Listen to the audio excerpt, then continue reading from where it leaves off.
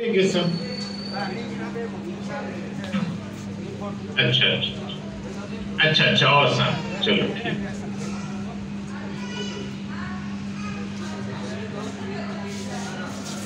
जोगिया ने सब मुलाकात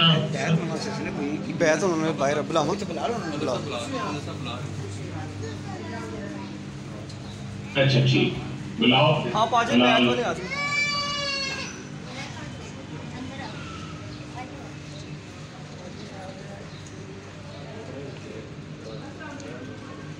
वालेकुम अस्सलाम। अच्छा अच्छा माशाल्लाह माशाल्लाह। अस्सलाम वालेकुम, कैसे हैं आप सब लोग, खैरियत से? आगे थोड़ा सा आ जाए।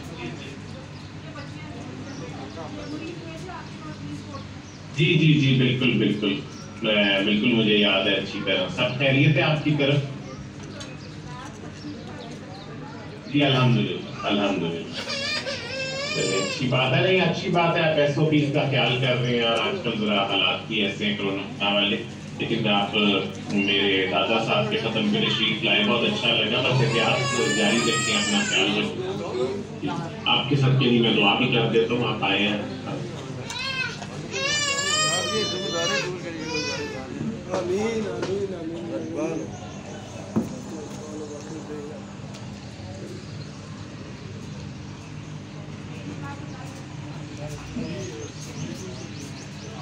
वालेकुम सलाम जी।